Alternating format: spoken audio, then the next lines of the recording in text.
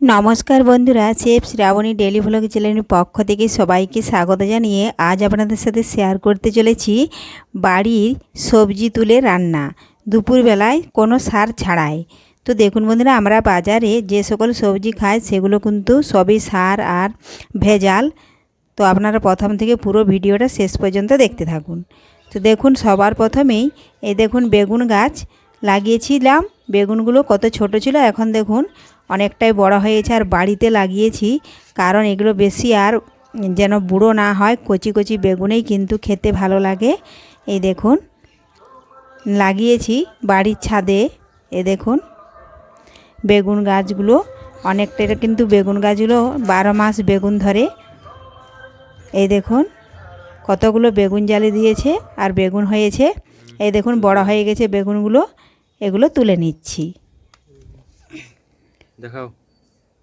এইভাবে যদি বাড়িতে কোথাও ফাঁকা জায়গা থাকে কিংবা যদি ছাদে কষ্ট করে 1-2-4টে যদি সবজি গাছ লাগানো থাকে, তাহলে বাজারের থেকে সার দেওয়া সবজি আর কিনে খেতে হবে না।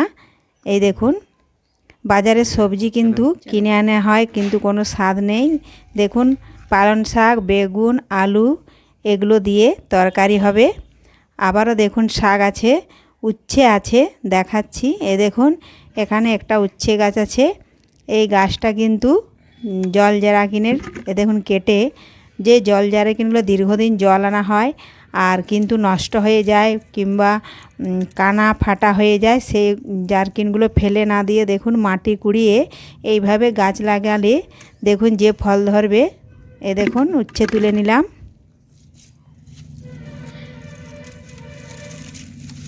এটাতে কিন্তু কোনো সার দেওয়া হয় না, যা হয় গোবর সার আর মাটি, আর অন্য কিছু সার দেওয়া হয় না। আর বাড়িতে যে আনাজ কাটলে যে আনাজের খোসা কিন্তু বের হয়, সেগুলো কোথাও ফেলে দেওয়া হয় না, এই গাছের গোড়ায় দেওয়া হয়।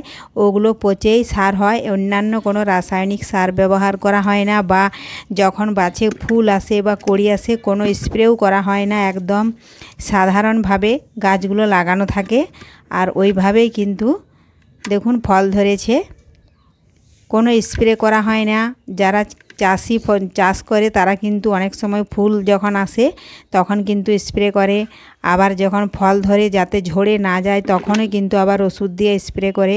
আর আমি কিন্তু বাড়িতে দেখুন লাগিয়েছি, কোনো স্প্রে নয়, কোনো ওষুধ নয়, কোনো সার নয়। এই দেখুন যেখানে একটু ফাঁকা পেয়েছি সেখানেই দেখুন লাগিয়ে দিয়েছি। এ দেখুন এখন আমি তুলে নেব শাক। এ দেখুন শাক সবজির যে গুণাগুণ বা ভিটামিন শাক সবজিতে আছে সেটা আপনারা হয়তো কম বেশি সকলেই জেনে থাকবেন। তাহলে শাক তো বাজারের শাক খাওয়া একেবারেই ভালো নয়, কারণ ওগুলা দুদিনে সার দিয়ে হু করে বাড়িয়ে দেয়। আর এ দেখুন বাড়িতে যে শাকগুলো হয়েছে এগুলো কিন্তু বিনা সারে। এই শাকগুলো কিন্তু ভাজা বা তরকারি করলে খুবই টেস্ট হয়। এগুলো হচ্ছে নোটে শাক। এ দেখুন সাদা নোটে। আমি নোটে শাকের কিন্তু গোড়া পর্যন্ত তুলে নিচ্ছি না, ডগগুলো তুলে নিচ্ছি। আরও কিছুদিন পরে তাহলে ওই গোড়া থেকে আবারও ডগ বেরিয়ে যায়। এইভাবেই কিন্তু চলতে থাকে। 12 মাস জল দেওয়া হয় আর মাঝে মধ্যে একটু গোবর গুলে দেওয়া হয়, আর কিছু দেওয়া হয় না। আর এই রকমভাবেই কিন্তু 12 মাস এই শাকগুলো দেখুন হয়ে থাকে।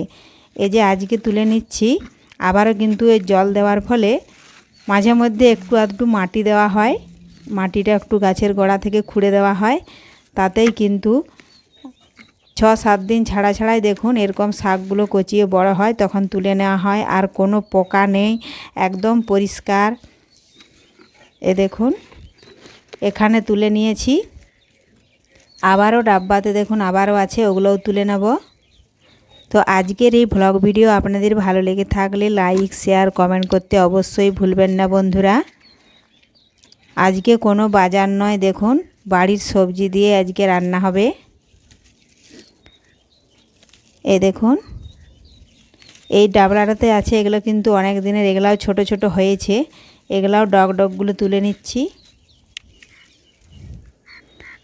গোড়াটা রেখে দিতে হবে, তাহলে কিন্তু ওইখান থেকেই একটা ডগ যদি আমি তুলে নিই ওইখান থেকে আবার কিন্তু 3-4টে ডগ বেরিয়ে যায়।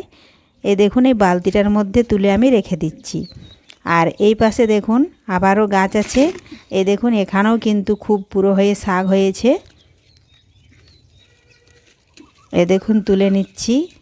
এই বস্তাটাতে কিন্তু একটা কুঁদরি গাছও লাগানো আছে। কুঁদরি গাছ ডগ বেরিয়েছে, ওটাতেও কুঁদরি ধরবে। শাকগুলো দেখুন কত লক লক করছে বিনা সারেই, তাহলে সার দিলে আরও কত হবে। সার দিয়ে শাকগুলো ওরা বাড়িয়ে দেয়, কিন্তু সে শাকের কোনো স্বাদ নেই। সমস্ত শাকগুলো দেখুন বন্ধুরা আমি তুলে নিয়েছি।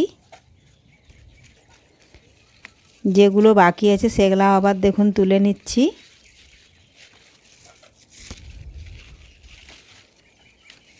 এইভাবে আপনারাও বাড়িতে যদি কোথাও ফাঁকা জায়গা থাকে কিংবা যদি অনেকেরই থাকে না, তাহলে বাড়িতে এরকম ডাব্বাতে মাটি কুড়িয়ে কিংবা সিমেন্ট বস্তায় মাটি কুড়িয়ে আপনারা কিন্তু গাছ লাগিয়ে থাকতে পারেন।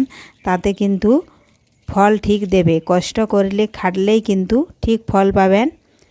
এ দেখুন তুলে নিয়েছি আজকের মতো। এগুলো কিন্তু 6-7 দিন পরে আবার আসবো, তুলে নেব। আর এ দেখুন এখানে কিন্তু সজনে গাছ আছে। এ দেখুন ডাঁটা পেড়ে নেব। এটাও আমাদের বাড়িরই গাছ। দেখুন ডাঁটা তুলে নিয়েছি। ডাঁটা, বেগুন, শাক তুলে নিয়েছি। দেখুন এগুলোই রান্না হবে। আর এখানে দেখুন একটা করলা গাছ আছে। দেখুন করলা ধরেছে, এটাও তুলে নিচ্ছি। এই দেখুন করলার সাইজগুলো দেখুন কত বড় হয়েছে। আর কিন্তু বড় হতে দেব না, কারণ বীজ হলে ভালো লাগবে না। বাড়ির তো এই জন্য কচি কচিই ভালো লাগে। তো তুলে নিয়েছি। এইভাবে যদি আপনারাও গাছ লাগিয়ে থাকেন, তাহলে একটা ছোট্ট পরিবারের পক্ষে কিন্তু বাজারে সার দেওয়া সবজি খেতে হবে না। বাড়ির সবজি দিয়েই কিন্তু আরামসে দিনগুলো চলে যাবে। তো দেখুন বন্ধুরা করলাগুলো তুলে নিয়েছি। এ দেখুন কুঁদরি গাছে কুঁদরি ধরেও গেছে। এ দেখুন কুঁদরিগুলোও দেখুন তুলে নিচ্ছি। এইভাবে যদি 3-4টে বস্তায় যদি লাগিয়ে থাকি, তাহলে কিন্তু আরামসে অনেকগুলো বেরিয়ে যাবে। কুঁদরিগুলো কত মোটা মোটা হয়েছে দেখুন। তো আজকের এই ব্লগ ভিডিও আপনাদের ভালো লেগে থাকলে লাইক, শেয়ার, কমেন্ট করতে অবশ্যই ভুলবেন না বন্ধুরা। ধন্যবাদ। ফিরে আসবো আবারও কোনো ব্লগ ভিডিও নিয়ে।